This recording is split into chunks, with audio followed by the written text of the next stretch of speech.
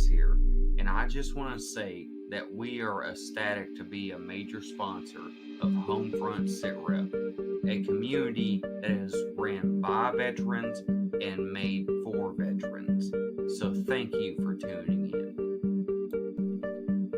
Talents was formed in order to create a music scene that was together in the form of a collective so that no one has to do everything on their own. And guess what?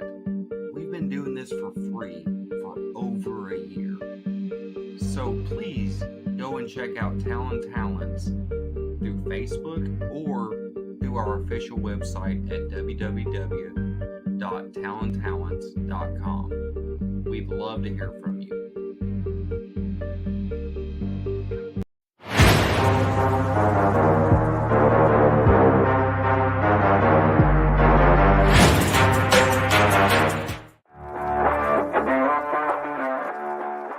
Welcome to HomeFront Sitrep. I hope you're in for a great show today because I'm just a veteran talking about what's on my mind and maybe yours.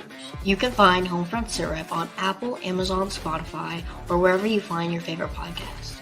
You can also check out HomeFront Sitrep's YouTube channel. Buckle up, the show is starting.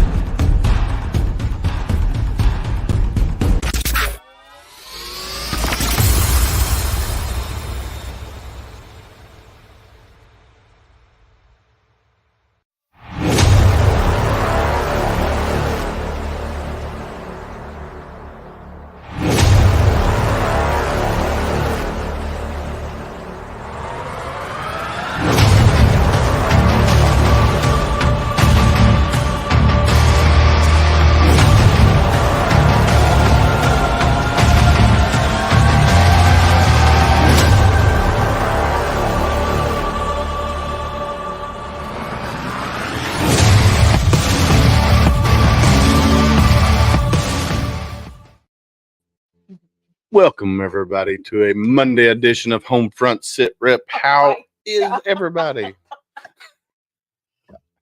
I can't. What happened? I love it. I love it. You This is didn't my put that person's name in your little title. This is my cousin Bob. Bob Oh, the yeah? gnome. That's your cousin Bob? Bob the gnome. Bob the gnome. Well, Yeah, he's you know, We're mythical creatures. Yeah, we are. All right, How- enough of how- that. happy Monday. How man. was your Father's Day, Willis? My Father's Day was amazing. Brandon, I'll see your Bob, and I'll give you these. Gimme. That's my people. Oh no. Those are my people. But no, how There's your logo. Hello, Yeah. Lynn Monet. so Yeah, how was your Daddy's Day? my daddy's day was amazing. Now, granted, here I'm going to preference this by saying it was my first daddy's day without my dad. It sucked in that aspect, but as a father of myself, you know, having two young children myself, I had to make sure I pulled myself together and was strong enough for them. Right. And my oldest daughter, who's 17, saw this shirt online and she's like, hey, let's make that for my daddy. So mama, being the crafty one, she made me a shirt that says grumpy old vet. I do what I want. It's got the HomeFront Sitrep logo on one sleeve, and then it's got the American flag on the other side. So look at that one. He's another gnome. Hello, Lynn. How are you? Hello, Chris. How are you? No gnomes. This is not a show about gnomes. Yeah, no paranormal stuff on this one. Oh, I like it. I like it. But no, Father's Day was awesome. Thank you, Lynn. Father's Day was awesome. We got to hang out with some friends and swim for a little while.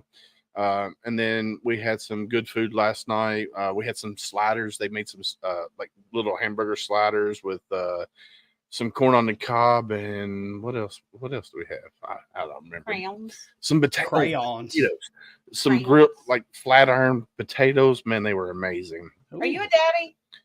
Who, me? Yeah, He's gonna Yeah. be your daddy. he's not gonna be my daddy. His Now, wife that. I got one of these on. Yes, I'm a daddy. Married ones. But no, so I have 5 kids. What? he was like a rabbit. What, Rosie Pond? Well, 2 of them are my step kids, but I don't believe in step, so they're my kids. There you go. There you go. I spent the day with my daddy. But no, yeah. So yesterday, it was awesome. Had a great day. Had a great weekend. Matter of fact, just all around it was a good weekend.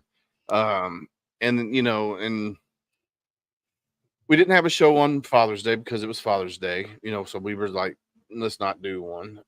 We added, we're adding 2 more. We're adding 2 more shows to Homefront Sitrep. So we're adding Tuesdays and Thursdays. Brandon is going to be the main co-host of the Tuesday Thursday crew. That's gonna be a train wreck, y'all. And then we're bringing in another host. Yes, we're bringing in another host. Brandon and I, we got to. Thanks, Julie. I know. I feel like I'm just sitting here. Hey, Jeremy Daniels, how are you? Hi, baby. How are you? You're not muted. No, Julie heard me. I know you're not muted. I heard you. You had a great day. I hear you. You spent it with your dad. You asked me how my day, and you asked Brandon if he was the daddy. I know he did, Julie. I didn't ignore her. Like, just I've been called daddy. It's been something. I refuse. I refuse to call. I have a daddy. I got a daddy. I don't need another one. Oh, but anyway, so Brandon is going to be the co-host. He's going to be the main host of Tuesdays and Thursdays. We're bringing in a 4th. Right now, he's in the process. Many for you Marines out there. Right now, he's in the process of moving bases. So he was in Fort Lost in the Woods, Missouri. Now he's moving to Fort Riley, Kansas. So he's got to get all that lined out. Brandon and I, we had a good conversation with Mended Sparrow Inc., which we're going to be recording that episode. They live out in the country, so why don't we just go? That's right, Lynn Monet. I'm gonna put that up there. Who's your daddy? Lynn Monet's one of my people. She's one of my parents. He always watches.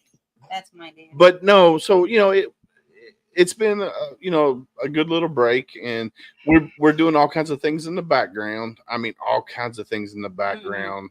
With Military United podcast streams, Heroes Media Group, Veteran Voice Radio, which you see right there behind Brandon, Veteran Voice Media Foundation. I think I said that right? Heroes Voice Media Foundation. Heroes Voice Media Foundation. There's so many we can't keep up. There's so much going on. Veteran Hundo Club. And Veteran Hundo Club.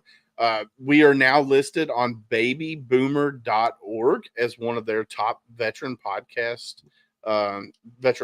groups out there. Wait, have we? I may look like a baby boomer, but I'm not. We are number 1 still. Woo! And we're still number 1 on FeedSpot. The last I checked, we were still out of 100 best veteran podcasts. We were still number 1, holding down that spot for right now until Triple Threat decides to jump back up or take it back from me. Which, if they do, they do. I don't care. But no, overall, it's been we got a slew of things going on, and I'm excited to see the trajectory. Say that really fast because I couldn't. See where we're going. I knew I was going to mess it up. Yes. There you go, Lynn. Don't forget to subscribe and give a huge thumbs way up, or my daddy's going to beat your dad. Thank you. That's right. So definitely you want to go to Homefront Sitrep or go to YouTube, find Homefront Sitrep, like and follow. Find us on Facebook. If you're watching on Shaman Sundays, link out there. Thank you guys for doing that. We are still number 1. Right this awesome. Second. We are still number 1 on FeedSpot. So if you go to Google and type in 100 Best Veteran Podcast, we'll be popping right up on the screen there. So yeah, eat some peanut butter and try to say it. No, I can't say. Yeah, I can't even say it normal. So yeah, some crayons back there. It might help. Yeah, but anyway, you know what? Listen, Jeff, I don't need you laughing in the background, buddy. So, Brandon, how was your Father's Day? Oh, it's great. Thanks for asking. We did ask you how your Father's Day. No, you asked if I was a daddy. Well, I was leading into that. You know what I like? I like to call Father's Day. Just imagine Samuel L. Jackson's favorite word, and that's what I call Father's Day. Happy Mother's Day. Okay. Now think about it. It really That's what I works. call Valentine, Wiener, Christmas. It is Wiener Christmas. I gave you a new one. Yeah, all right. But no, how was your Father's Day, Brandon? Since we got kind of Oh no, this show's not about me. It's about Jeff. Nobody's even met Jeff yet. I met him. I like the guy. I met him. I like the guy. Candace thinks he's sexy. Well, I couldn't say that, but I mean, you said it about what's his You name? don't look at you. I wouldn't kick him out of bed unless he wanted on the floor. I mean, I'm he just said saying. that was first. To be fair. Look, Lynn. I had a great Father's Day. Now we're talking. Well, yeah, that's right. Yeah, I had know, had a good Father's Day this year, though. So you had I a good Father's Day? Yeah, I didn't see any of my kids, and I didn't do a damn thing. It was great. Oh man, they're all off doing their. I don't know what to say about it. I was like, wait a minute. Yeah, I So- know. I went to Friendship, Indiana with my daddy. Oh yeah, Yeah. You better be your dad's friend. yeah. You better be your dad's friend. You're just daddy's little squirt, Candace. Hey, at least I made it all the way in. Oh, Just She was remember, the out of fastest swimmer. a million, you were the fastest. I know the some fastest people- swimmer. Look, I know some people that half of them went down their mommy's leg. The best part of you ran down the crack of your mama's ass and ended up as a brown stain on the mattress. It happens. Oh man, This is gonna be a trip. I'm sorry, like Jeff. I'm sorry. I hope you're ready. You know, it's welcome to Homefront Sitrep on a Monday night. Yes, Jeremy. I'm tired of them snakes on that plane. So tonight our guest is a Army Reserve veteran, father of 3 military veterans, or military. They're active duty, so they're not veterans yet. They're still active duty. They're in the military. I think Come on. two went to the Naval Academy. One is at West Point. Why don't we let him tell us? We will. And What- this is his new book, that's second edition, 4 lessons for my 3 sons. How you can raise resilient kids by Jeff Nelligan. And you can also go to his website. I just want to see if mine is signed All right. better. Or as I like to call him, Palpatine, because he just put 3 new people into the dark side. Right, into the dark side. So Yes. let's bring up Mr. Can I Jeff to drag the a few of screen. Welcome Hey to the guys, show. hey, how are you, man? Thanks for having me. My gosh, thanks. you know, with that kind of intro, no wonder you guys are #1 on, Heroes podcast. That was classic. We try, man. We try. You just never know what's going to happen. It's just as much of a surprise to us. You never know what's going to happen within the first 15 minutes, 10, 15 minutes of the show. I mean, it could go Or the last 10. it could go 100 different ways. So I'm getting your website up now so I can put it in chat. We see you're rocking the West Point T-shirt. Can we see Yeah, I that? wore this, Yeah. one of my kids wasn't smart enough to be a naval officer or Marine, so he had to go Army. So he went there. he had his dad's brains. Unfortunately. We'll call him Kylo Ren. He was sorry with the Star Wars stuff. I'm gonna quit. Hey, I was watching Star Wars earlier today. You don't tell me you were watching The Acolyte, Oh, because Julia, that's horrible. I have watched the first 3 episodes of The Acolyte, but that's not what I was watching earlier. Okay. Julie this episode. But no, Let's get into it. Whoa, Nelly! I just now saw your name. Just Whoa, now. Nelly. so Jeff, introduce yourself and give us a little bit about your background, why you chose the National Guard or the Reserves, and then we'll go from there. Sure. Hey, I got to grew up in LA, came back east to go to college, went to Capitol Hill, and was in politics for a long time. But in the midst of that, I had an idea that you guys had, because you're smarter, earlier than I did. At about the age of 28, I decided, I wanted to be in the service. I wanted to serve the country. And, I didn't want to be one of those guys at the age of 50 or 55, and neither of you are that, nor is Candace, and saying, oh, I wish I had, or I should have, or I really thought about. So I joined the Army Reserve, enlisted men, went through Fort Benning infantry school and all that. And it turned out to be probably one of the best decisions of my life, just because being in the service and being around all those kind of guys helped me become the father that I became, and thus at the end have 3, active duty military officers. And I will tell you, watching that intro that you had at the beginning of the show, I mean, it was like alternating between almost sobbing and just jumping up and, going crazy, because that's exactly what I wanted my sons to see and be a part of. And so that intro just brought it all back again, that decision made so many years ago. Oh yeah, thank you. And I'll have to give credit to the intro for with talenttalents.com. Chris Hawks, he made that intro for me, and I had to go in and tweak it just a little bit with music wise, but I think it's amazing. And everybody loves the intro, and then I did the first little bit, like the 30-second countdown, and then the Ask Monica thing, and then the BetterHelp commercial, and then Chris took over from that, and he's done amazing with the intro and outro. And so if you're a little bit of a little spot here, just because we're talking about him, if you're in the music business countrywide, check out talenttalents.com. Everything that he does is free. He doesn't charge venues, bands, anything. He does it all for free. If you need somebody to do some digital graphics for you and stuff, he'll hook you up. He'll take care of you. So check out talenttalents.com, or you can find Chris Hawks on Facebook, or go to find Talent Talents on Facebook as well, and just message him and say, hey, I need this or this, and he'll definitely take care of you. So Jeff, you did your time in the military, and you're raising your kiddos, and this is not the only book you've written. You've written several books, and you co-authored several books. Correct. Most of the books are focused around parenting. So yes. What was the ideal of writing books about parenting? Well, I'll tell you, you can take a glimpse around the world, around the United States, like I did when my kids were young.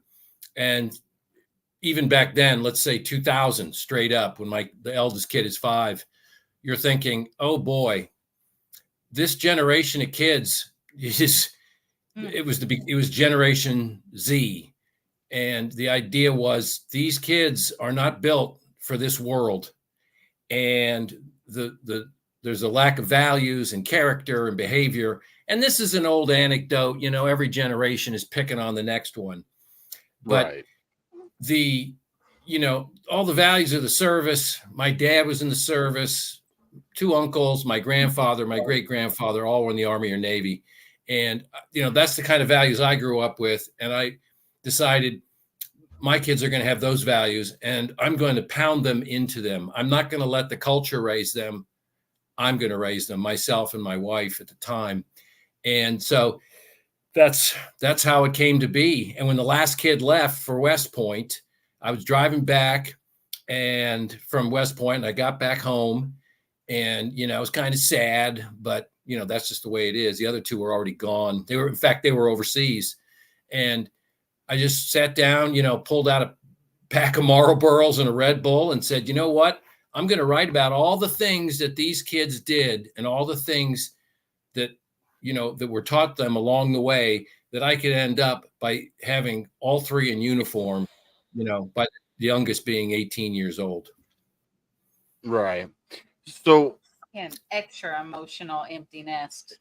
Yeah, my wife right now. So my oldest daughter, who's 17, when I went to camp for the first time, like it's a church camp, but this is the first time that she's been away from the home.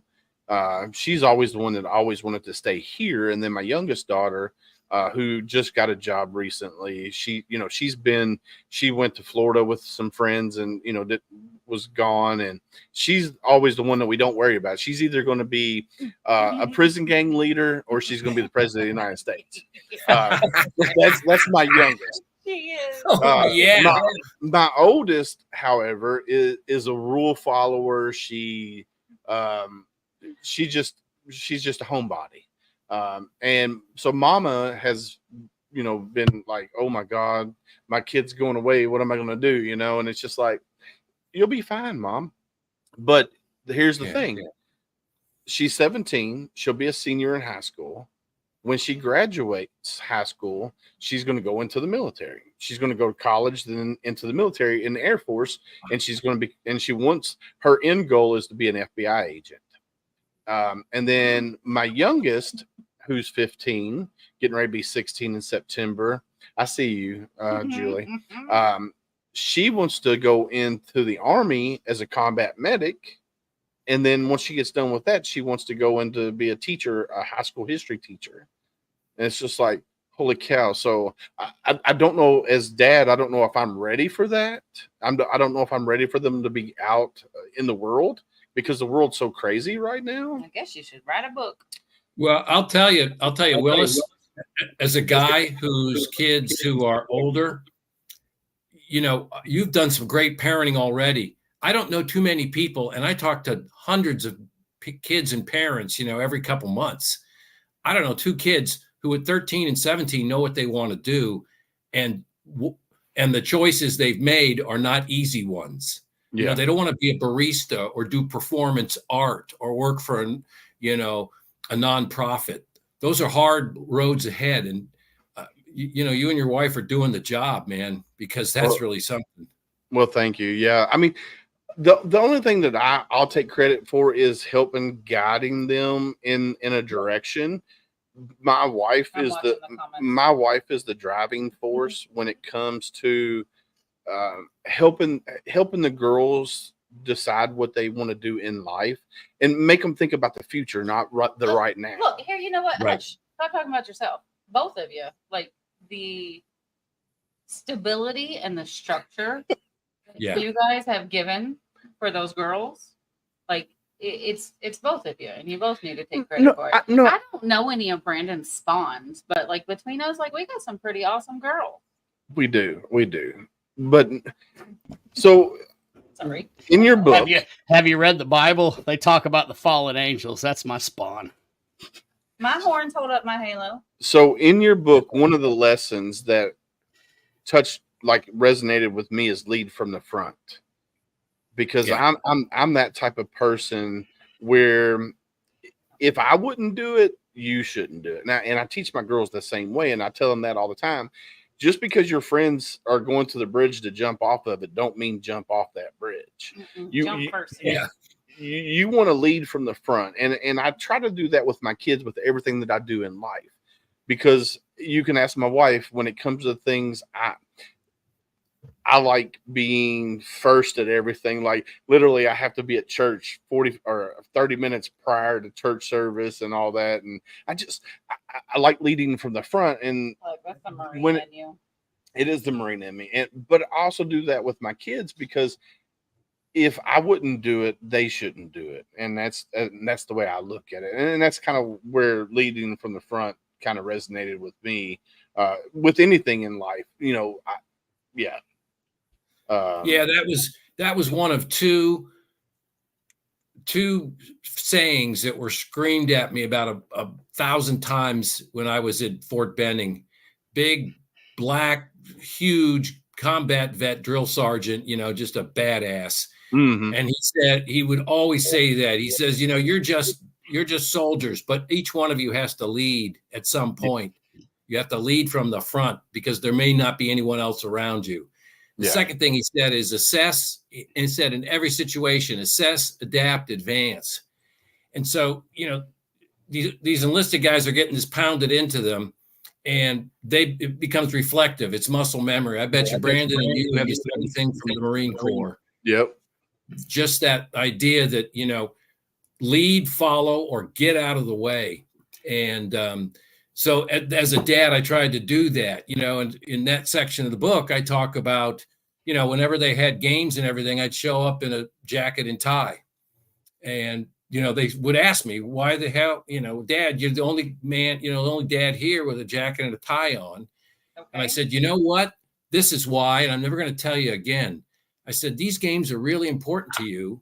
They're important to your coaches, and they're important to your teammates. So I'm showing you the respect you guys deserve for going out there. Even if you lose, I'm going to be standing there cheering you on in the kind of apparel that shows that I'm taking this all damn seriously. And I don't care if you're in sixth grade, It could be sixth grade, or like with the eldest kid at the national championships, NC2A in rugby, when his team played for West Point.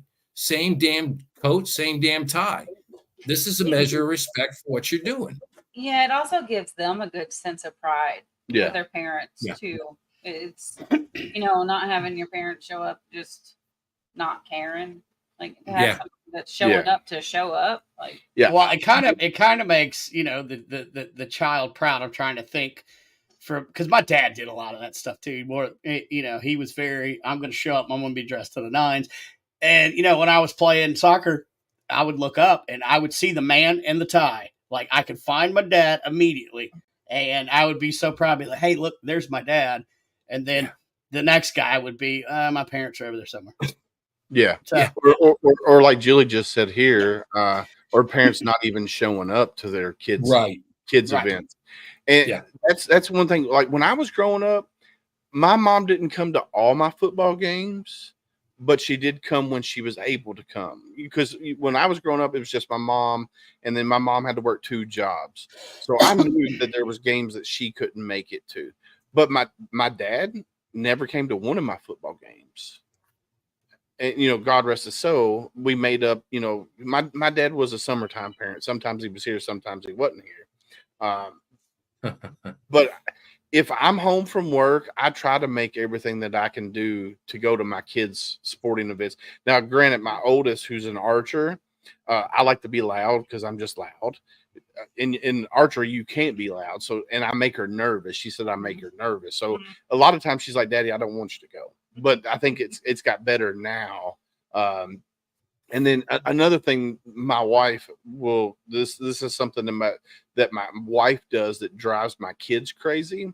Is record their lives with pictures and videos. They'll be thankful later. Yeah, and that's that's here in your book as well. Record their lives, a year in review. I can say that for my daughter because my daughter will be 25 in September. And I want to put this out.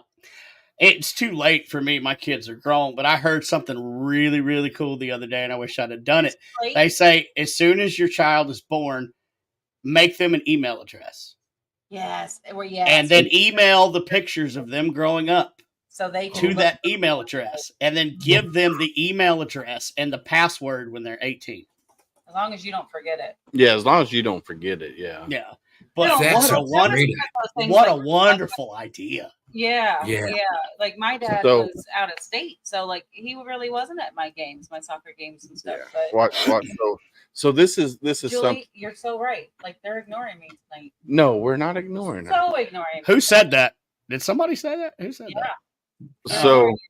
So this is how it is it going to change? You were getting ready to get in so much trouble. You were showing the world these little naked baby pictures. These are called blackmail. It's not changing. Hold on. But no. So I have on my computer. I have a buttload of pictures, and I'm just trying to see if I can get it where it will change. So let's see. So I have a couple of questions while he's figuring that out. Yeah, go ahead, Brandon. What do you got to say? I mean, as long as you're not, excuse me, Princess, would you like to say something? No, not at all. I was a funny little spicy. Were you baby slideshow? Oh Lord, I can't even talk with the cuteness. I can't handle it. Sit there and be look quiet. At all the crotch goblins. Oh my. Look at young Willis there. There aren't naked. Well, you better hey, Willis, it looks like you're pregnant. I know, right? Look at Aw. that kid. But no, so we No, wait, I'm gonna finish saying what I'm saying. okay. And like, so my mom really wasn't at my games either. Yeah, you're gonna listen now. You have to. So like, I got so involved with my daughter when she started playing softball that I was like, you know what, I'm coaching. Then we started creating travel teams. Like we were everywhere. Me and she was doing volunteer work with me wherever I was. And it's like now we go back and I have all these pictures and videos and memories. And she's told me, she's like, Mom, I'm so glad you did that. I know I was kind of a pain in the ass and like hated it when you were doing it. That's a good idea, Julie. But like she's thankful for that now that she has that. Now mine's not trying to go into the military, but she did just start medical school to be a brain surgeon. So proud mama. Proud mama. Wow. She can practice on me. I don't have much. Oh, she's gonna practice on mama first. So the question I have for you, Jeff, is you seem like a great man, squared away. I did like a little 30-second Google of your name, and I saw some big accomplishments there. But who molded you? Who turned you into the man that you have become? I was, Providence. My mom and my dad. You couldn't have better parents.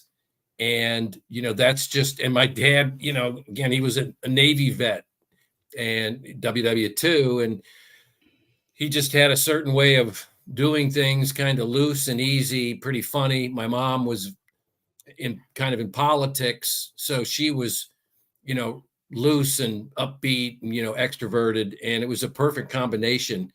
And so, all of it comes from that. And of course, my ex-wife, she deserves 90% of the credit for how the kids turned out because she's magnificent. I get 10% for being a major league nag. But, if you combine all this together, and the other thing too is, and you guys, this from the service, man, you always got to have a strategy. You got to have that plan. Right. Every day you freaking wake up. What's the plan? And sometimes those I had a strategy. Pardon me, Candace? Sometimes those don't always work. Right. Then that's when you have a plan B. Yep. But I had a strategy from the moment, from the first years they were there of what I wanted out of the kids, and the strategy had tactics. It was complete, total military kind of layover. And it was to build kids who were courteous and had character, who were confident, who were resilient. They wouldn't fold like a $3 suitcase when the heat was on, and who were ambitious. And that was the strategy. And virtually every aspect of their lives, I kind of viewed through one of those lenses of how we're moving the ball downfield. So that was key. And I can, I attested to the how I grew up and their mom, and, just the milieu, the neighborhoods, the communities, the schools that they were in. And look at those missions accomplished. Yeah, but I'll tell you, you guys are all parents, man. You got to know that you still think about them. I mean, my kid, 29 just yesterday, 28, 24. And I talked to him yesterday, obviously Father's Day, but you're still always thinking about them. And, like we all know, come on, man, everyone goes south. I mean, one of those guys could go south tonight. Oh, yeah. But the key, and that's just the way it works. But the key thing is, I know that the muscle memory, like I said earlier, the reflex is there, that if they get in a bind, they can get out of it. Yeah. It's not going to be a killer. They'll get around it. And they have been in their binds through the course of their military careers and previous to that, where, things were, on the tightrope, and they made it across. I think of the quote from Rocky, and I hate to do it, but where he says it's not about how many times how hard you can get hit, but how many times you can get back up. Yeah, right. And that's true. And it seems like you've instilled that into your kids. And looking, at the "I love me" wall behind you, I really want to know, how did you have time? How did you balance political aspirations or your work life and balance it? Like, how were you able to do that? That's why he gives his ex-wife 90%. Yeah, that's one reason. But during the course of the political career, again, I mean, every day's got 24. It's just like a drill sergeant yelling at me again. Every day has 24 hours. You decide how you're going to use them. Mm-hmm. These jobs, some of them were kind of big time in the way of saying they took a lot of time.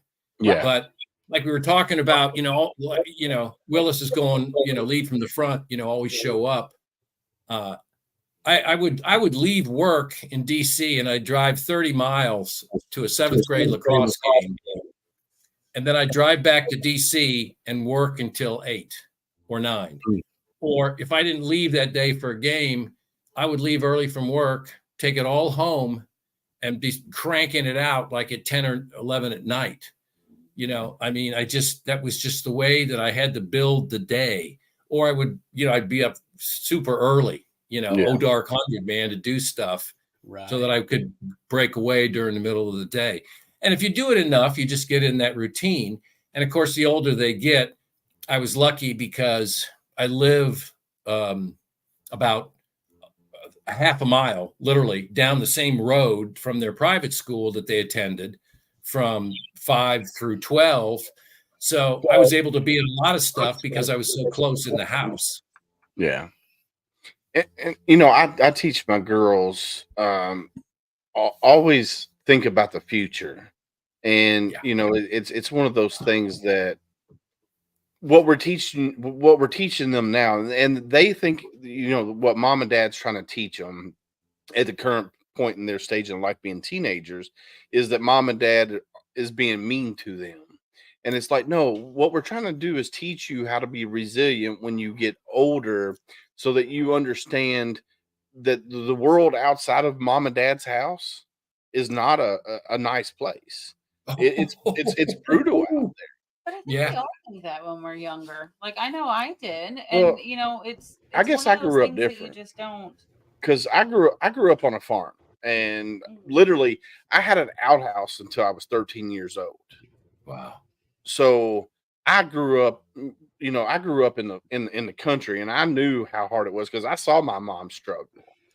I seen the abuse that her boyfriend put us through, so I knew the world was hard. And I try to teach that to my kids. Like, my kids, when they were younger, I spanked them with my hand. Never used a belt on them. Never have I ever. Never will I ever.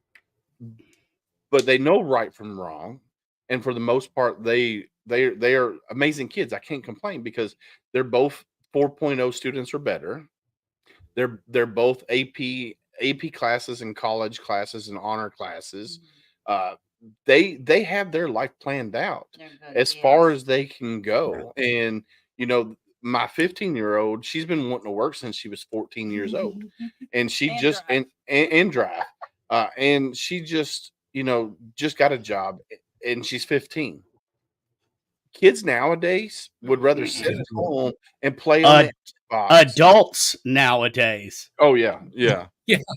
So I just think it's something like, if you didn't hate your parents at some point, like, they didn't. Right. And I had the luxury. I was Gen X. I was a very feral child. I was one of those latchkey kids. Same. But and I think that we were the last generation of pre-internet. Yeah. Just go out there and fend for yourself. Do not come back in this house until that nightlight comes on. Yeah. Well, my childhood was a little bit different, of course. Like, I had that latchkey kid, but then I had my daughter very young, and I grew up really, really fast. So it's kind of weird to even watch people in my generation, your latchkey kids and things like that are still in this mindset of, what do they call it? Like FOMO, fear of missing out. Yep. Yeah. And it's like, and the entitlement. I just don't. Yeah. I was so glad with Becca, like, growing up, like, once a week, she had different things. One day a week, she had to look up something in an encyclopedia. One night a week, she had to cook something. One night, we had to go out and work on something like the car or the lawnmower. And it was like, and it was pretty much a single parent at that point, because my husband at the time was gone. Yeah. Like 8 weeks at a time. But it was something like, I was like, this child, my child, is going to go into society with some common sense Yeah. And then act like a civilized human being. yeah, and we do that with our girls, and granted, Grace, like so I try to teach them how to cook. I love cooking. My youngest loves to cook. My oldest, she has just now started, wanting to cook and stuff like that and learn from dad. And I give my wife credit because we've been together for 20, little over 20 years. And our kids were born. Congrats. Thank you. Our kids were born in 07 and 08. And we decided very early on that we were going to teach them the rights and wrongs and make sure they didn't, like, we limited the screen time. Like they're like you can't have TVs in your room. They're 17 and 15, and they don't have a TV in their room. There's only two TVs in the house, and that's in the living room and the one in our bedroom. And so, but they do have their phones, but my wife has, limits on those.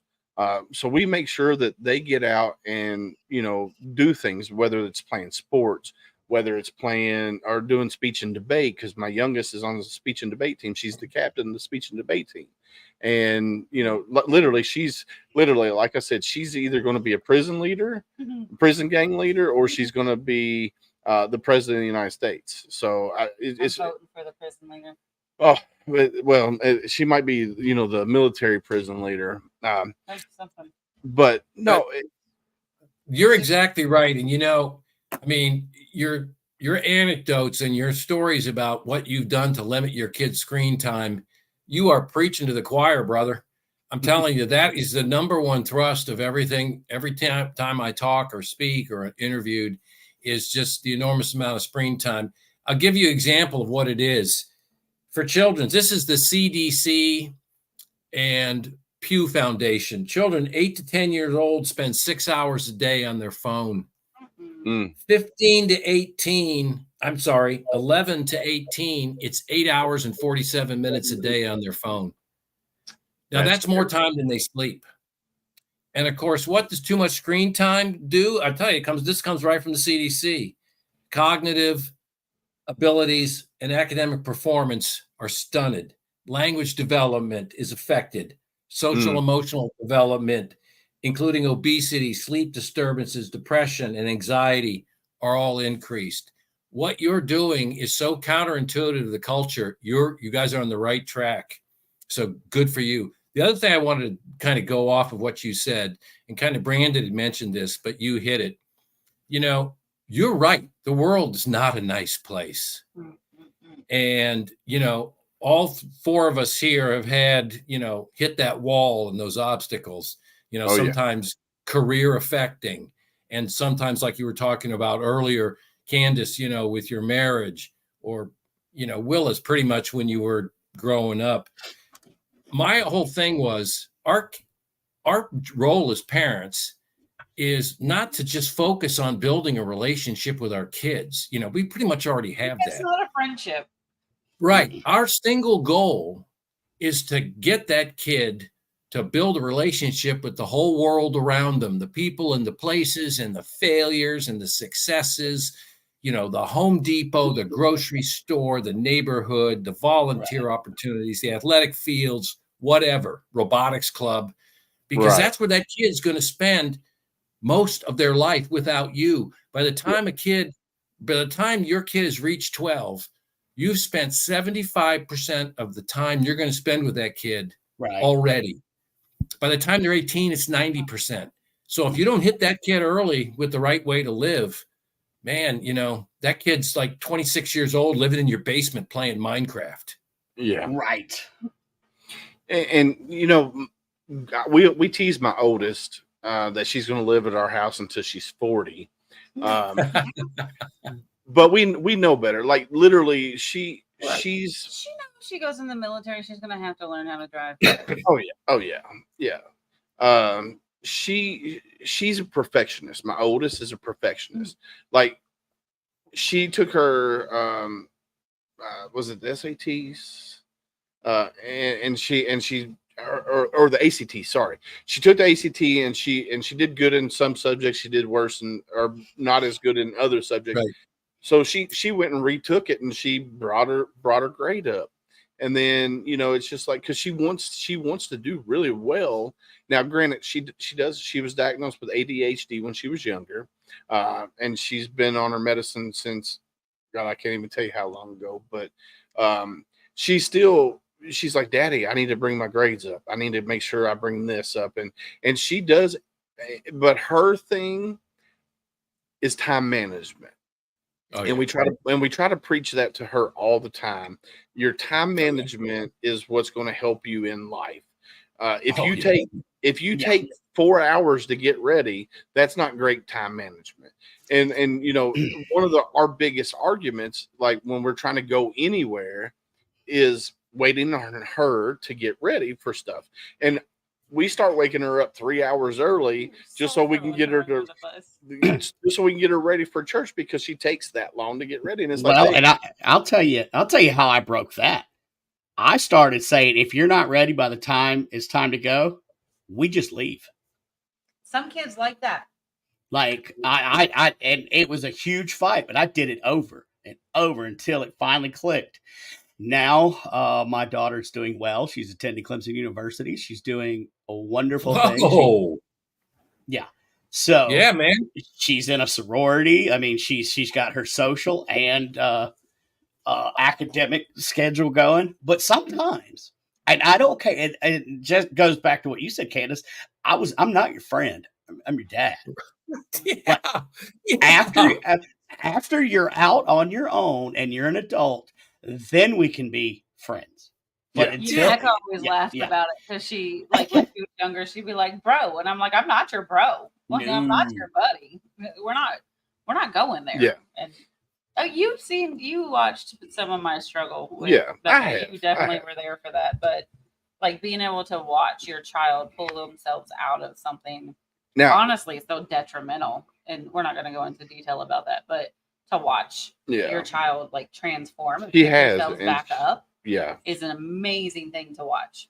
Yeah, your daughter was when I met your daughter, she was at a low point, and not even the lowest of that low point, and not even the lowest, and to see where she is now, where she's getting ready to be a what do you say, brain surgeon? That's phenomenal. In the words of Mr. Al Hero, that's phenomenal. And then my oldest, like I was saying with time management, she would be okay. Like, she would be ready. She don't care if she leaves the house looking like a ragamuffin or a homeless person. My wife would say.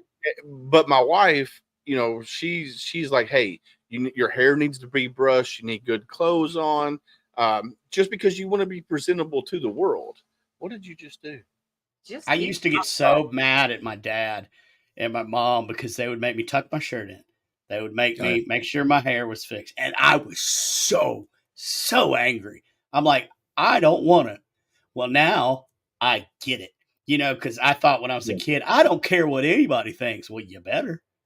You don't need to necessarily care about what they think about you personally, but you should care what they think and look for you professionally. If you don't that's like the first chapter of the book, that whole time management that you hit upon, Willis, and exactly what you're saying, Brandon. I said the same damn drill sergeant who used to beat my ass in the Georgia mud. Right. He said, if you're 5 minutes early, you're late. Yep. He would say that to the whole damn company. Yeah. And it just, man, I'm 28 years old. I'm going, this is for life. So that was like the first thing the kids ever heard when they were like 3 or 4.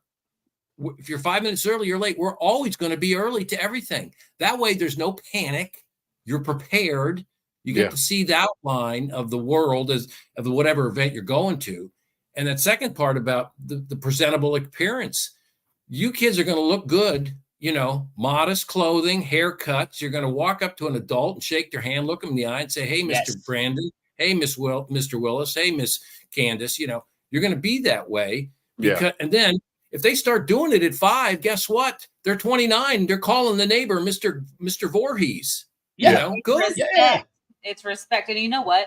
I think that's one of my most favorite things about being in the military and first responder community for the past 20 plus years is because that's what you see in the family units. And even if they're not all like that, majority of them are, Right. and you see this structure and this respect from them. There is always a respect, especially in your smaller children and things, and you get to watch them grow up and they stay that way.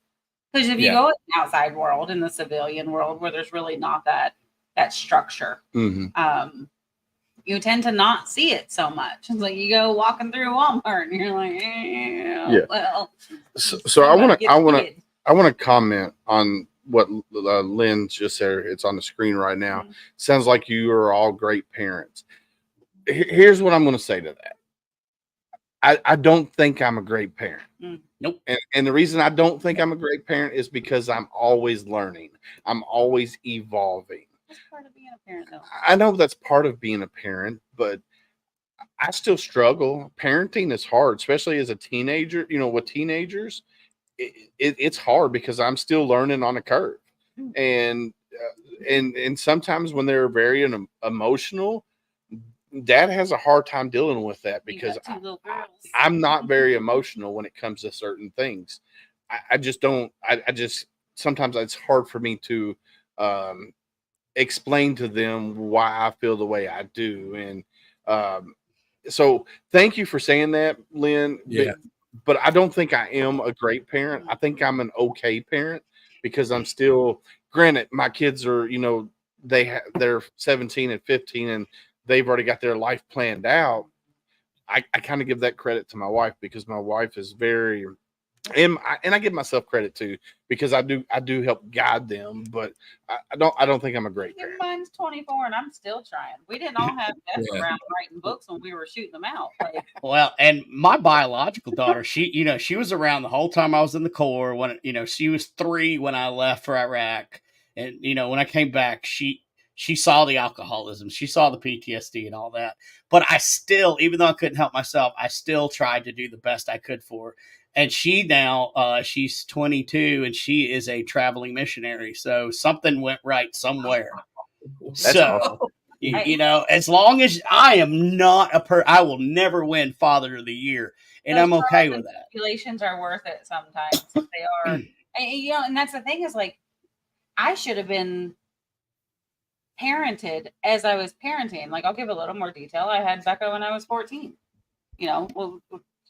Different circumstances, of course, but I was still supposed to be learning at that point. So it was kind of a unique experience that we grew up together. Like, we really did. Wow. We grew up together learning how to do life because I left home very early. Once I found out that I was good to go, I was gone.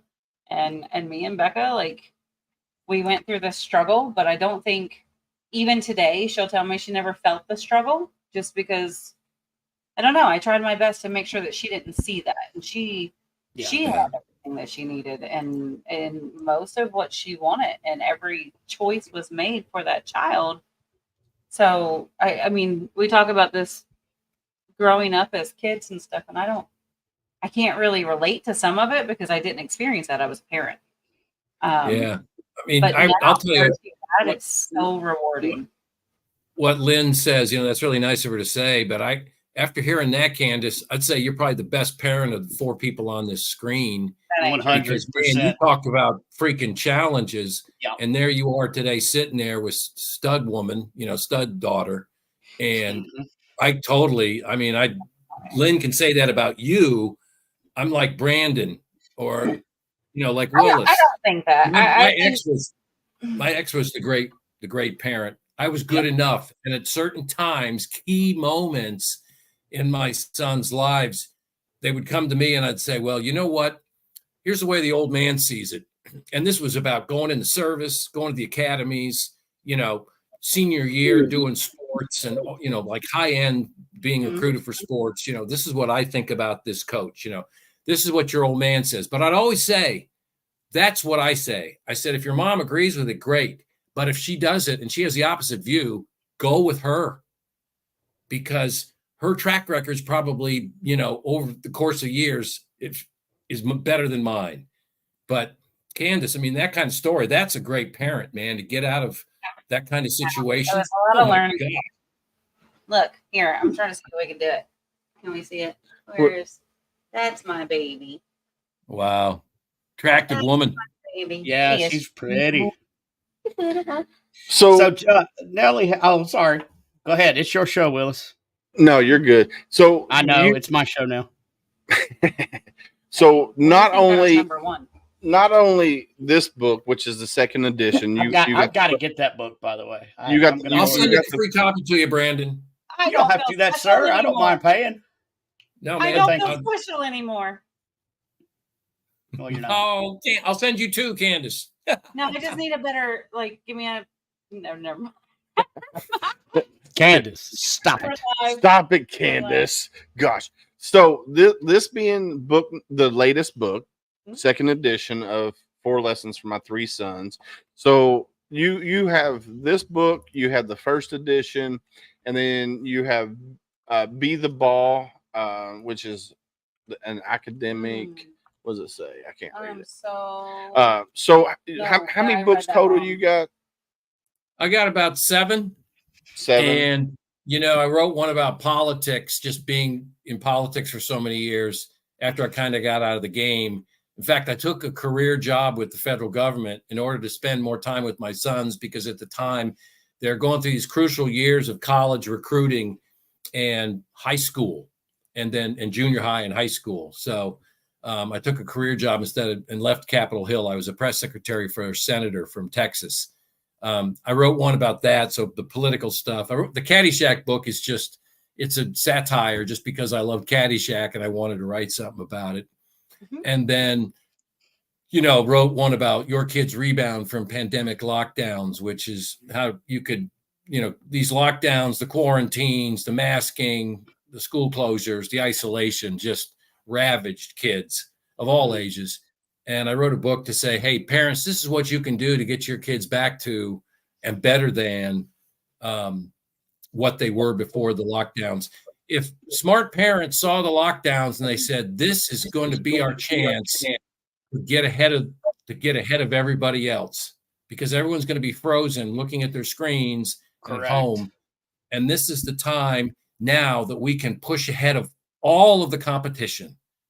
And very few parents did that. I've talked to a few who actually did that. So those are the books I wrote. But again, I'm telling you, Willis, it goes back to what you said about empty nesting. Even though your kid's 17 going away, Willis was saying, oh, she's going away to camp. My wife's kind of, a little bit offbeat now. I had all this time because I didn't have anything to do but watch from afar is what they did.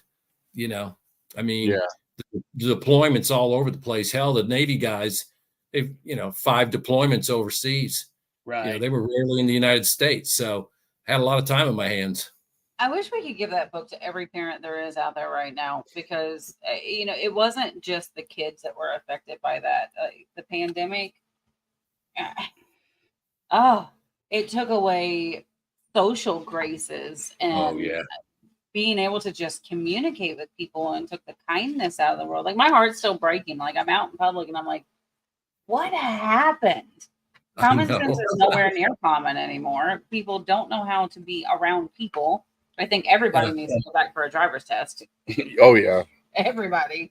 Well, But the entitlement, the sense of entitlement and selfishness, like, it hurts my heart to watch that right now. And I'm like, everybody's like, oh, everything's getting back to normal. And I'm like, no, it's not. Like, it's nowhere near normal. No, it'll never be back to like Brandon was saying earlier. We're that last generation, our generation, the way the boomer generation that raised us. Well, at least some of us made some kids that are going to be decent enough. Like my whole, so I got a big family, like an extended family. Like, my family's huge. Julie, my wife, who's on here, her family is relatively small very small compared to mine. But our generation, the way we were raised by our parents, is completely different than, like, my sister, who's 2 years older than I, raised my nephew. Because there's been days that I just wanted to punch my nephew right in his face Well, because he's entitled. He thinks he's entitled. we are 100% in the cycle of weak times make strong men. Strong men make good times. Good times make weak men.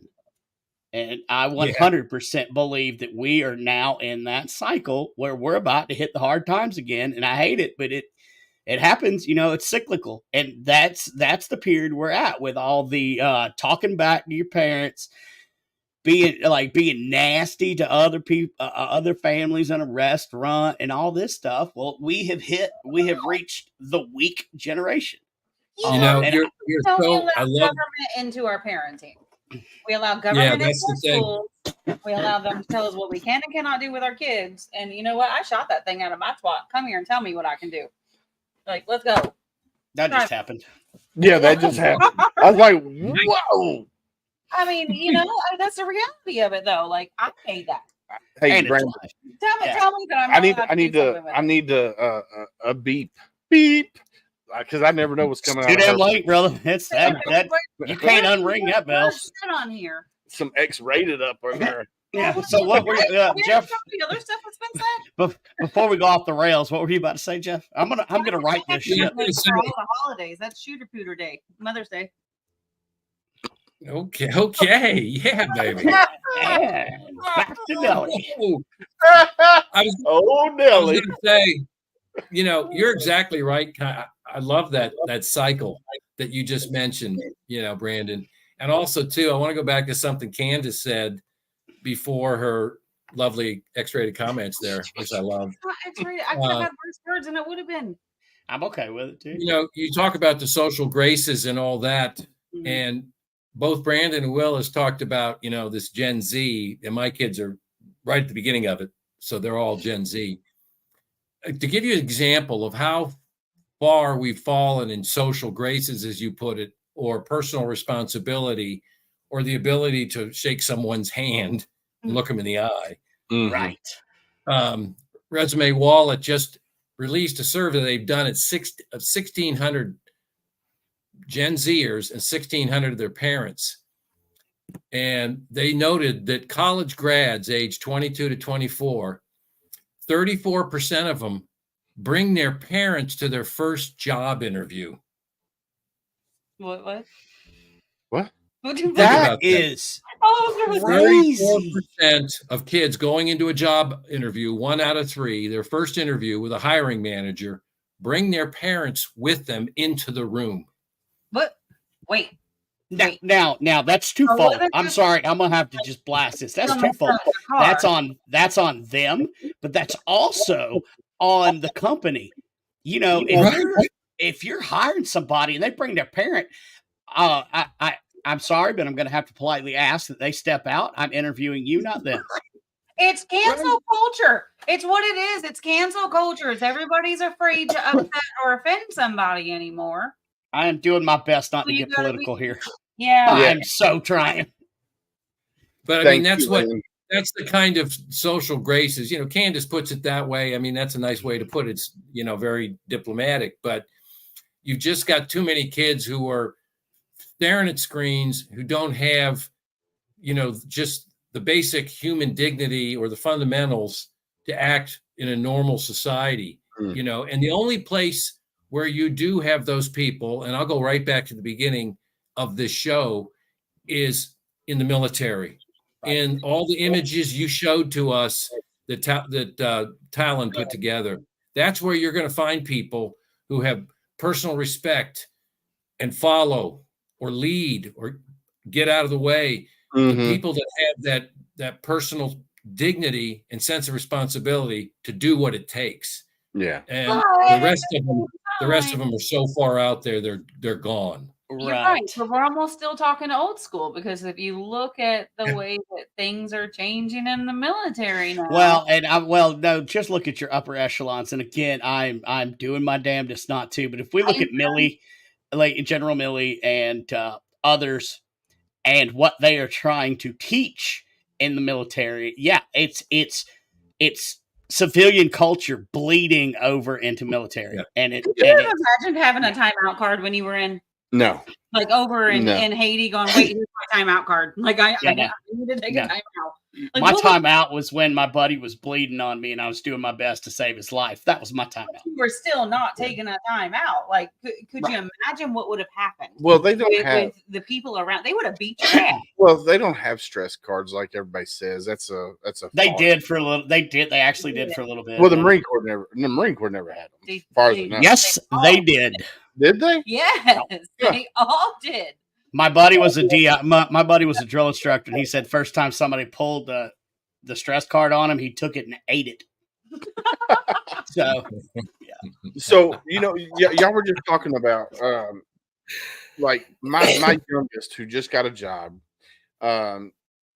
She was going to go deposit her money into the bank because she gets a hard check, so she's got to go deposit it into the bank. And we were on the way to the bank, and she goes, "Dad, can you go in and deposit my check for me?" Nope. And I was like, "No, get your happy ass out of the truck, walk in there, and say, hey, I would like to deposit this in my account." You know what you should have done? And I would have done this too. I would have walked in. Sure, I can go in and deposit your check, and I'd have put it in my account. Yeah. You should have taken her to get blinker fluid right after that. Obviously, you're going to give the money back, but, because, I'm not going to take something that somebody earned. Yeah. But if you're going to be that damn lazy, I'm going to make it harder on you to get your money. And I don't think it's the real world. Yeah. Yes. I don't think she was being lazy. I think she was intimidated. She's never. That might have been the wrong word to use, but I'm just saying that's And I was like, I have to get she is part of the generation that they do kind of like they want their parents to do things for them. Where you guys have done better with them, and where you were like, no, you're gonna go do it. Like, I mean, you know how I broke my kids that early? Okay, because everybody now wants to be their friends.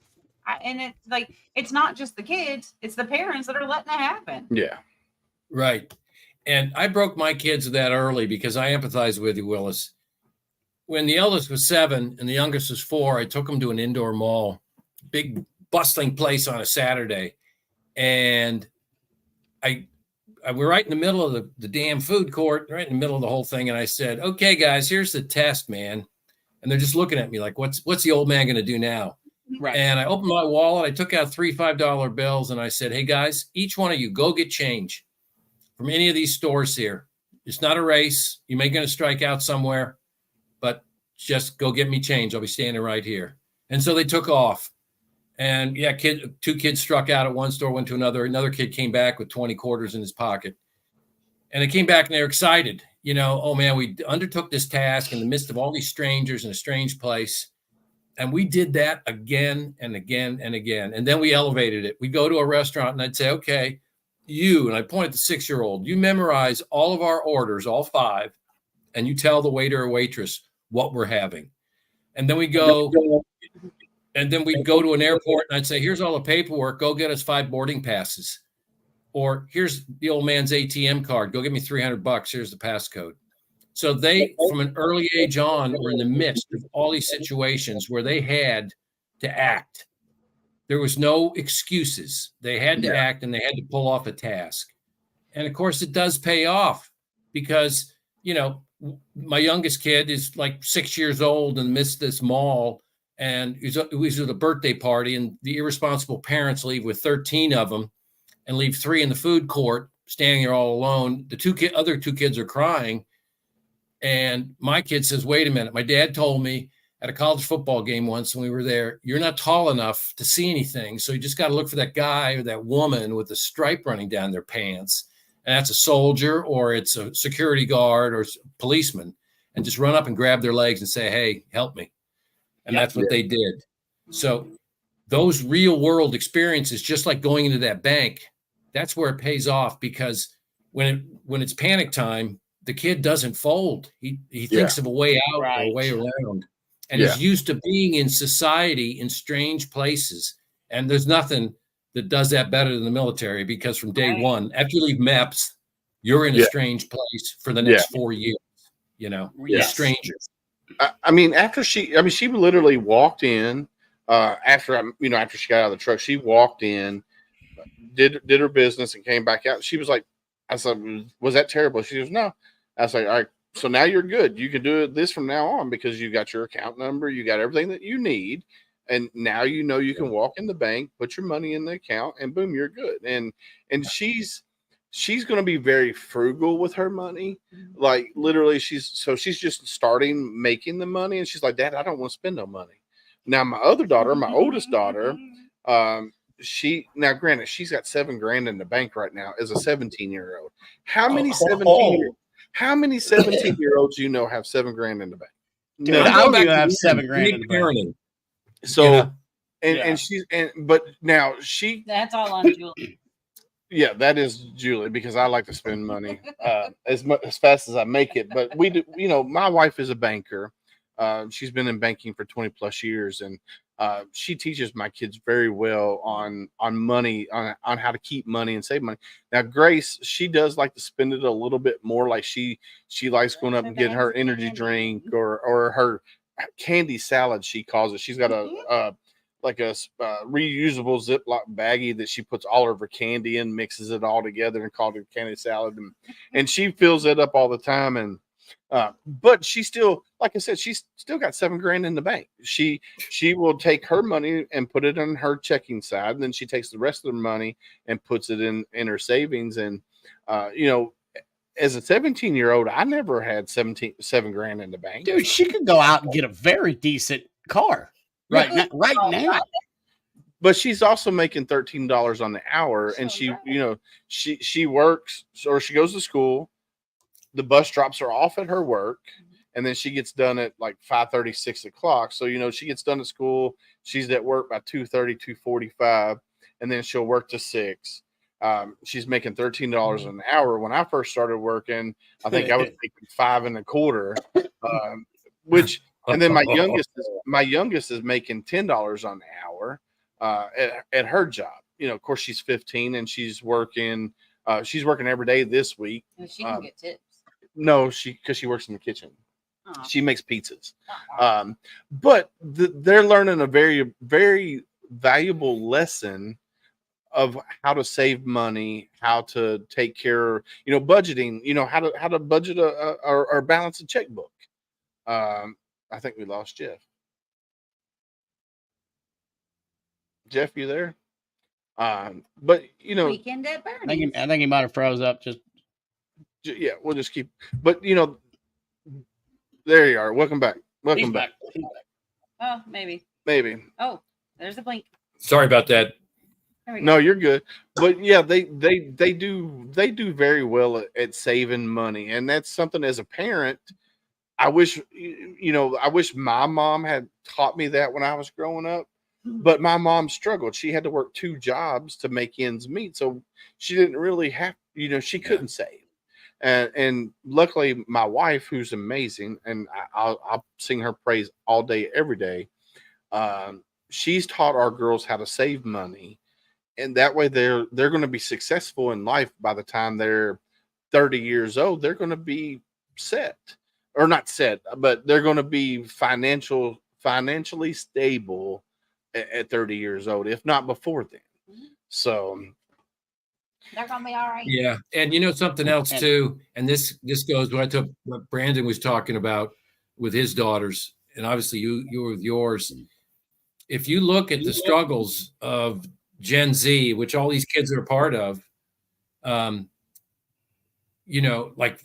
third show up with mom and dad to the freaking interview. Kids like yours are going to be on top because so many kids can't do those basic functions. And so the high end 10 to 15% of people who are competent and who follow through on things, whoever they are, whatever their personalities or intellect, they're going to, your kids, mine, are going to be at that upper echelon because they've learned from day one how to get things accomplished. And just, again, the military is the same damn way. And so it's a counterintuitive thought that, it's the cycle right now is the weak men, the weak people. And our kids are very fortunate because they're going to be at the top when it all shakes out. I hope so. And I really do hope at the top so. right now. and I'm very lucky that my biological daughter, my stepdaughter, they don't need me anymore. They only they want to hang out and whatever. They don't need you. Like my stepdaughter was on a sorority trip, and she saw the signs of sex trafficking because they were coming after my daughter and her friends. And my daughter picked up the tail, and she knew. And she turned around and looked the person dead in the eye, just everything I taught her to do, and they're fine. It's a dangerous world, and I helped to raise my stepdaughter that it's a dangerous world. My wife wasn't very happy with the way that I was teaching her, but now that she's looking and doing, but you're right. The kid, the next generation, this is our future, period, and it looks bleak, but there's these little beacons of hope. Yeah, our kids. There's more parents like us out there. It's a majority that's just been kind of quiet. Yeah. Yeah. So, but I do want to ask you one question, and it is the question. What keeps you up at night? What keeps me up at night? I can tell you as a dad that I don't want to see that government car pull up underneath my trees in my front driveway with two guys in suits. Yeah. But that doesn't keep me up at night. I'm a prayerful guy, and I pray a lot, and I prayed a hell of a lot when they were deployed. And the youngest kid plays professional rugby on a waiver from DOD, so I get nutty about his games. What keeps me up at night is a terrorist incident in this United States that's mass casualty. Even if it doesn't affect me. Right. I don't know if I got a buddy. Maybe that's too specific. I don't know. No. The question is wide open to whatever answer. I've got a buddy. I don't know if you know him, John Karaku. Used to former CIA. He was the whistleblower for the waterboarding back in 2003, 2007, I think, when they did the whistleblowing for the waterboarding. Yeah. And I asked him that same question, and it was very similar. And I like asking people that are higher echelon. I see that you were presidentially appointed to places, and that's what I love asking. And that, to be honest, that was an answer I expected, because it's something that should keep us up at night. So, that question. That's what I mean about being. Yeah, that's what I meant about being too specific. I worry about my kids. Every parent does, right? I worry about my brother and sister and all that. But that's the biggest thing is maybe it's just a stupid E4 in me. I worry about the country, and that's my biggest fear for the country. No, and now that was a great answer. Thank you for that. But it's not a loaded question. A lot of people think it's a loaded question, but it's really what I want to know, and it's how I judge a person's character by the way they answer that question. And you, sir, are a man of great character. So my answer to that question, which when he asked me that question, was mine's the FOMO of missing that one veteran that I'm trying to help, that I'm trying to save. Yeah. That's my what keeps me up at night. It's not that, I'm not, because I know my kids are going to be very resilient. I know that they're going to be my kids are like, Brandon's daughter. We taught them at a very young age that you got to look out for these signs of people, trying to take you. So, and that's my hypervigilance and my anxiety and stuff.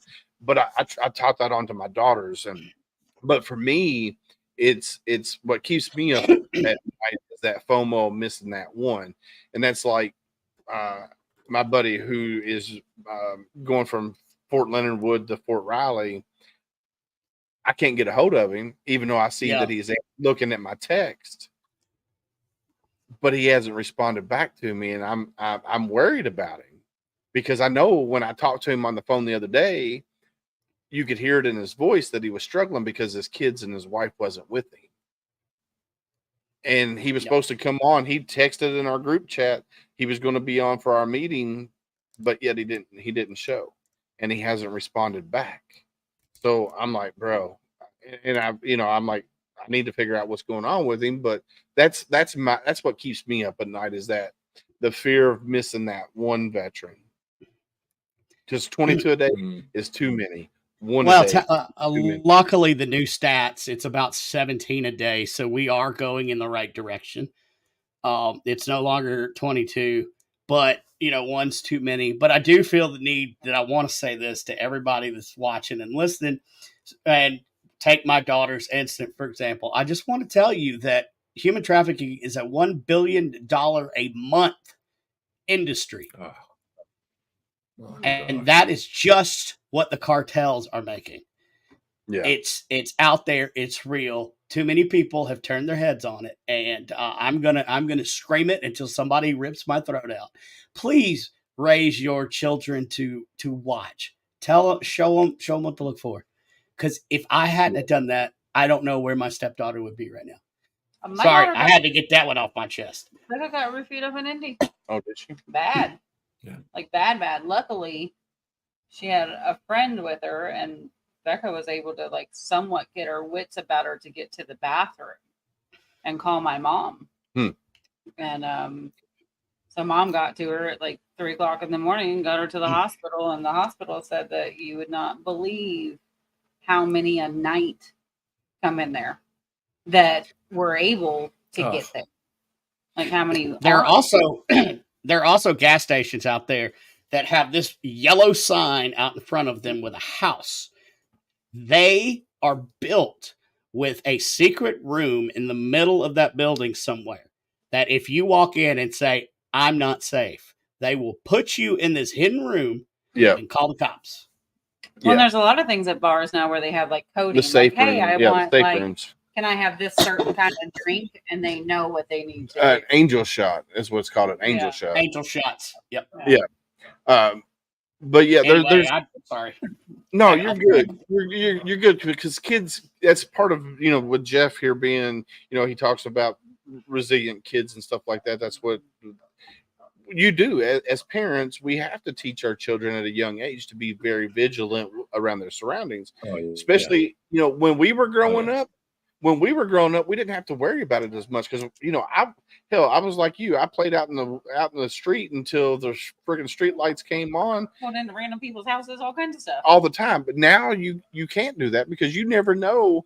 Joe Blow driving down the street in a white panel van might be there to snatch you up. You never know. Yeah, now they're doing it it's not just walking. It's not panel vans anymore.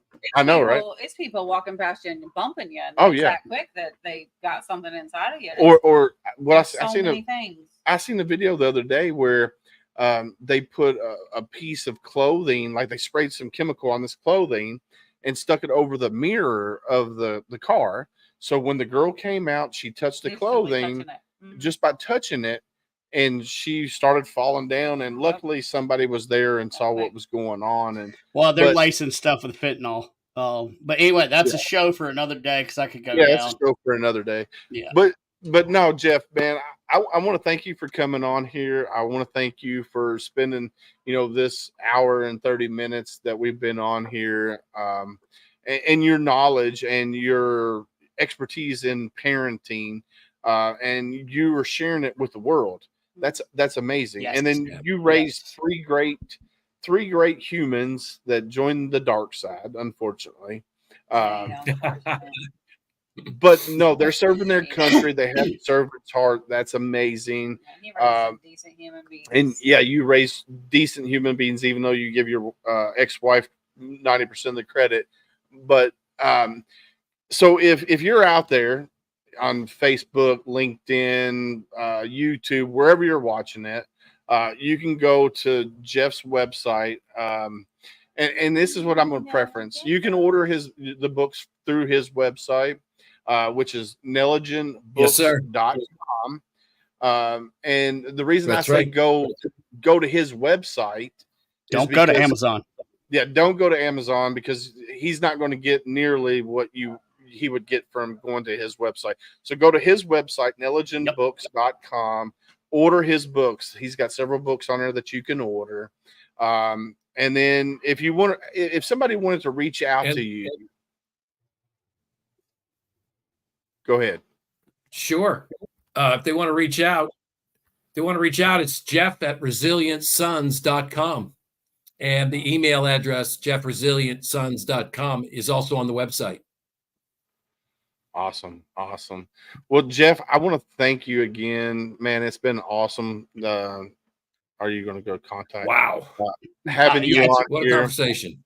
Hey, Yeah, Jeff, you have a friend request inbound from me on your Facebook. He was my friend first. You got it, man. I'll get to it.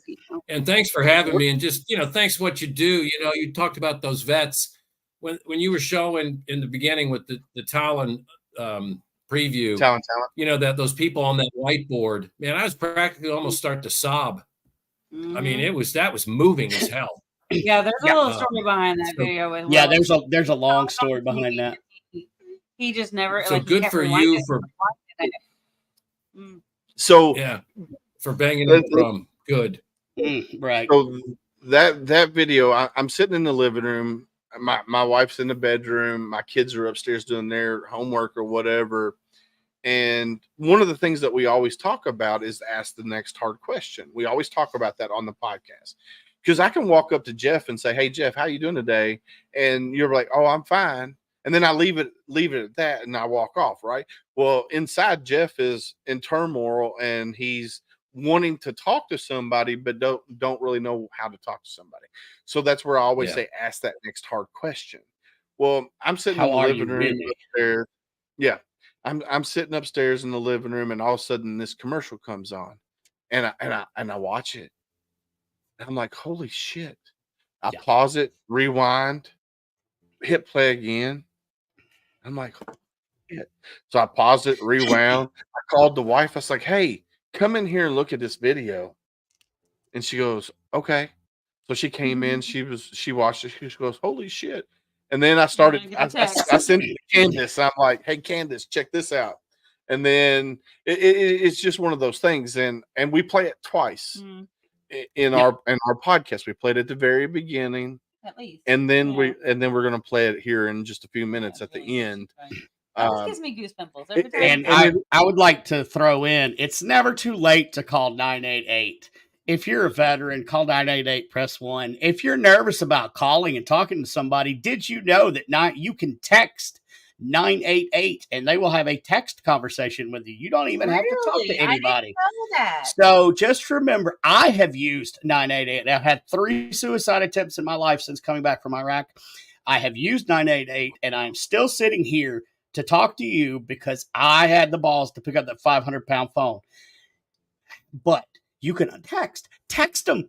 You don't have to tell them who you are. It's an anonymous text. So just remember, call 988. Yeah. I never knew that you could do the text thing. You know how many, just putting that out there, how much difference that makes? People that don't want to make that phone call or feel like they're stuck talking or explaining and being able to type that as don't have to do it. Just type it out. So your website's in chat, your email's in chat if they want to get in touch with you. My wife, when she literally cried when she seen that video, and it's for me, it's very, very powerful because that's what we talk about day in and day out on this podcast. If we have to reach that one veteran, and if I reach that one veteran, then I succeeded in my mission for the day. And that right there, and if you ask that next hard question, be prepared. Be prepared to sit there and have that conversation, whether it's 15 minutes, whether it's 3 hours, whether it's 12 hours. Be ready to be there for that conversation. If you're going to ask the next hard question, make sure that you're ready for it. So, and I'm sorry to jump in one more time, but I completely forgot. They just opened a internet-based chat, so you can call. you can text, or there is an internet little chat that is fully anonymous. So whatever you're comfortable with. So with that being said, Jeff, I'm going to play the commercial one more time before you jump off. Hey, thanks.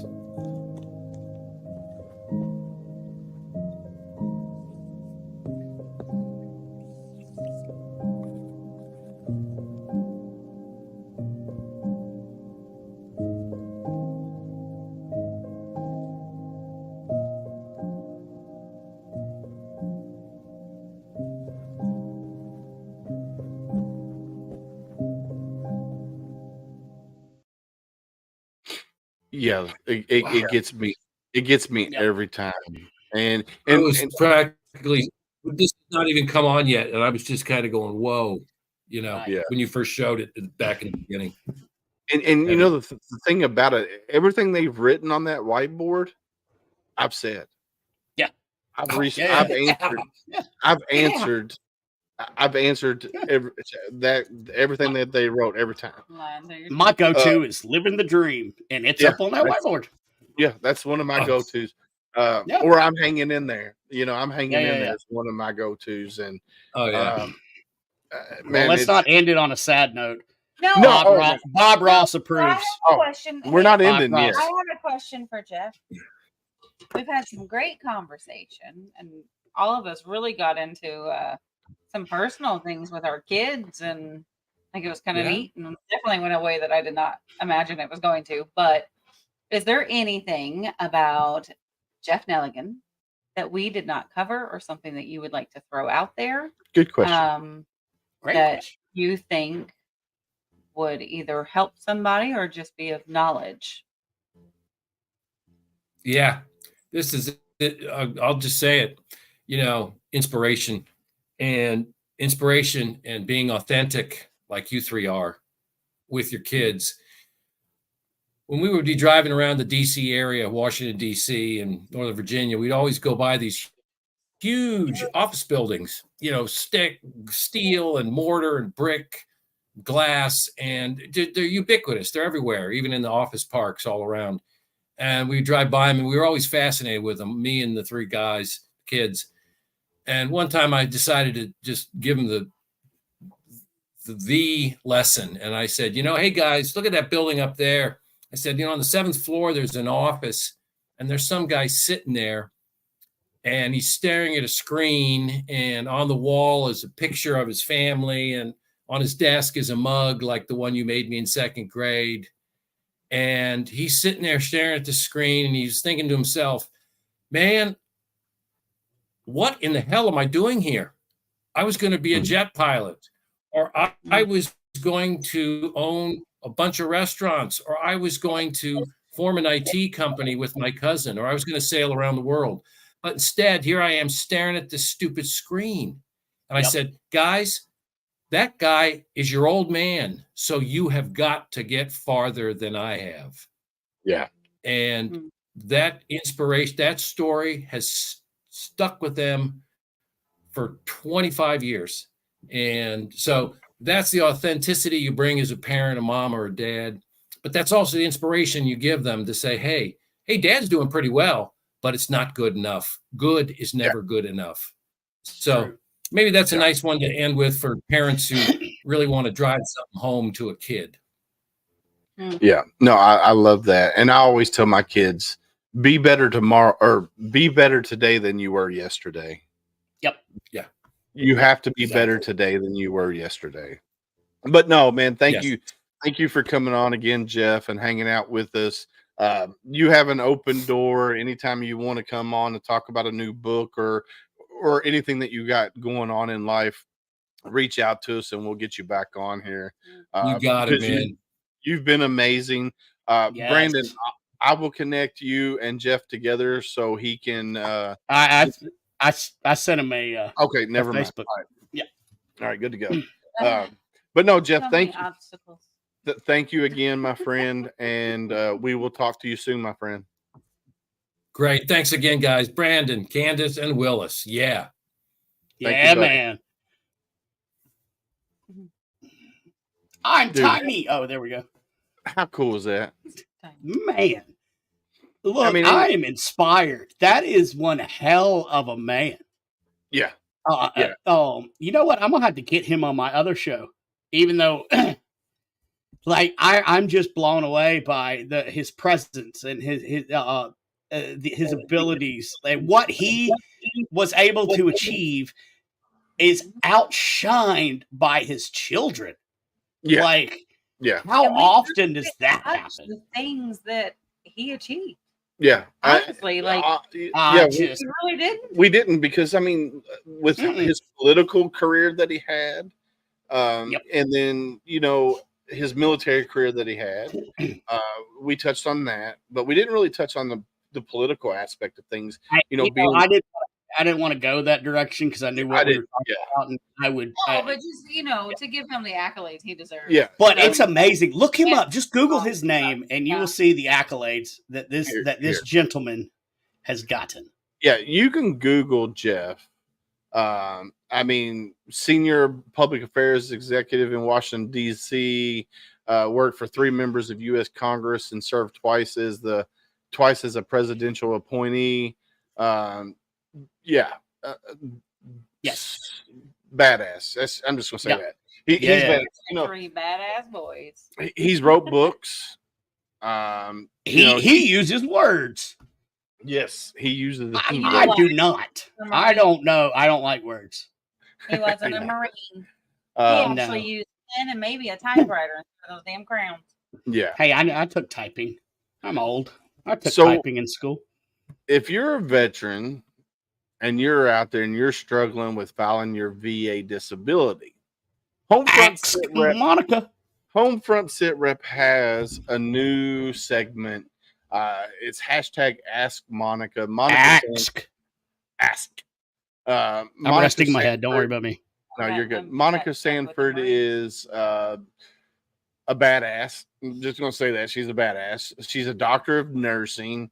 What's the deal with her husband for over 30 years? And 35 plus years. Yeah. She's married to a lieutenant colonel, retired United States Marine Corps for 35 plus years. Hoorah.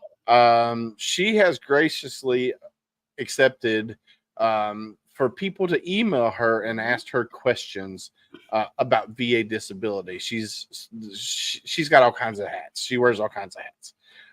So if you got any questions about your VA disability, reach out to Monica at askmonica0@gmail.com, and she will either pop on here and we'll talk about it, or me, Candace, and Brandon will talk about it. But anyway, here we go. Let's play this. Play it.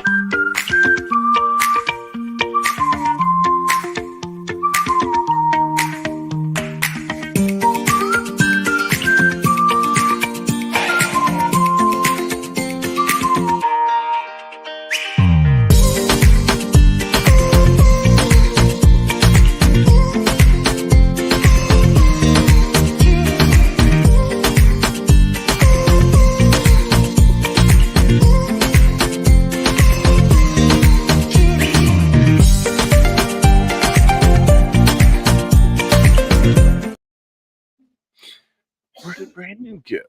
My little Nomi left. I have to go find a sex lunch. Here he is. My little. I have the bladder of a child. Okay, I got you. What? I'm Oh, Sorry. I thought I had enough No, time you're- for a little break Get there. a bucket. I'm gonna get one of them like things, attach it to my leg, and just sit. Anyway, Yeah. Well, don't get that one. Get the other one. Just get a I'm gonna bucket. get- Mute your microphone. yeah, I'm gonna just need duct tape and a sports bottle. Well, they have the new ones that you can just. Ow. Sorry. No, I tried. hey, I think we need to end this because it's That going hurt me. it's going crazy. You said it. Yeah, you did say it. It was all you. Don't You know blame me for me. Jeff left me with the 2 Marines. I don't know how much longer I can do this. So if you're out there and you want to you got questions about your VA disability, reach out to Ask Monica at askmonica0@gmail.com, or use the hashtag Ask Monica. and Pound sign. we will get that Pound sign. Ask Monica. pound sign. Oh, So Pound sign. listen, my job, I have to give a code to everybody, and it starts with a star and it ends with a pound. And Right. somebody the other day was like, hashtag? I was like, no, it's pound sign. It's a pound sign. You're looking at a keypad. It's pound sign. yeah. We're doomed. We're doomed. I know. Yeah. The pendulum needs to start swinging. I tell you, like we got to start going the other way. Yeah, I think we are. I think we're slowly Oh, so- making that turn. Can we just bring back? Well, like, I've got to say this, but I've got to and- say this because I only have 5 months left to do this. Whoa, do what? I only got 5 months left to do this. Ready?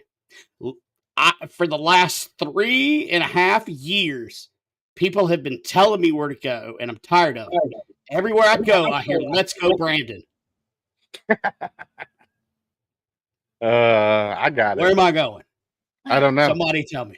The hell? I just Change your want- ways. I just want my name to be Felicia. Bye, Felicia. Bye, Felicia. Willis?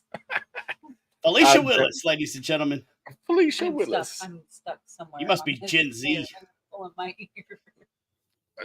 I don't know. I'm Gen nothing, man. I'm just me. Well, I don't fit into any mode because when God made me, He broke the mold. dying. Yes, really. But anyhow, man, everybody out there, you got to ask that next hard question. If you need Dave, if you need me, David, if you need Candace, you need Brandon, reach out to us. I'll give you or my Jeff. number. Call me. Or call me. Yeah, my number's out there. We got some Oh. great episodes coming up.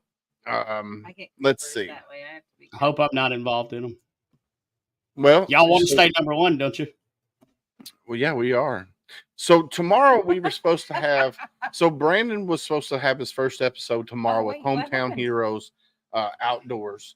Leave it to Unfortunately, one of the founders that was supposed to come on with Craig wasn't able to come tomorrow, so we got it rescheduled. I believe that one's going to be July. You know, we could still do a podcast tomorrow with July the three 2nd. of us. I mean, Well, not I to mean, say that I'm on 4 veteran nonprofit board of directors. I mean, we can come up with something. So, yeah, we definitely can come up with something. Why don't? Oh, We got plenty to talk about. next weekend we will not have any podcast episodes. The 23rd or 25th.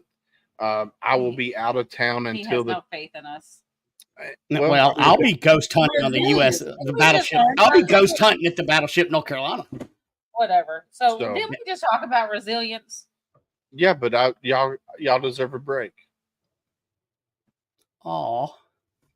I can't wait to spoon with you. He just has no trust. But It's gonna anyway, be nice. it's my wife's birthday, so we're not doing Smart any man. episodes. Smart man. The 26th, we're going to have our Tip of the Spear Veteran Roundtable, which is a friggin' amazing episodes.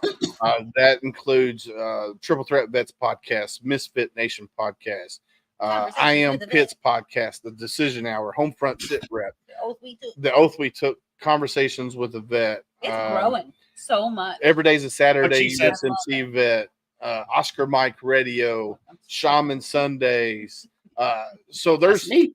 yeah, that's you. So what we do is we get together once a month, the last Wednesday of the month, and we talk about current events globally. It could be anything. It don't have to be military related. It could just be anything that's going on globally. What are you doing, bro? Look, keep doing your thing. I can multitask. I can do that. Oh, I like it. From the I like it. hall of So Montana. the last Wednesday of the month, which is coming up on the 26th, we have the Veterans Roundtable. And then to round out the month of June, we got Mr. Brian Roof with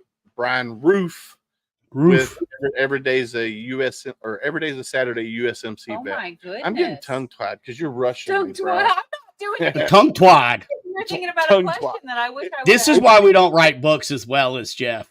Yeah, it's a cooter shooter. We just can't. That's what Nah. it is. I got to stay off the weed. What just happened? Oh man. No, I thought of a question because he started doing his little singing thing. I think we should ask everybody from now on if they know their chant. Their chant. Let's the go, fuck? Brandon. Let's go. Let's go. I know mine. It's not a chant. What It's not a chant. It's different. It's For a each branch, it's different. Okay, but it's not a Some chant. of them it's a song. Some of them it's a chant. For those of some you that are them still it's- watching this show, I apologize. The dumpster's on fire. The dumpster is on fire. The dumpster's on fire. It's not a chant. It's the Marine Corps hymn.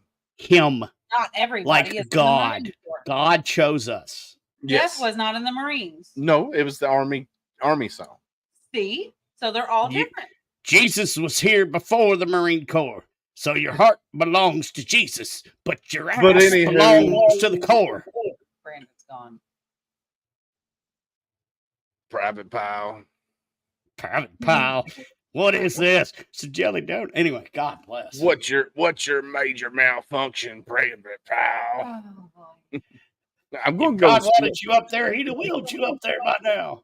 Dude, I'm about to go Sling Blade up in here. Hey, listen, let's go. We have somebody in the green room waiting to chat with us. Yep.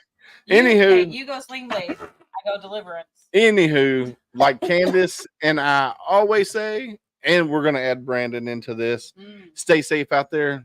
We got your six. Love you guys.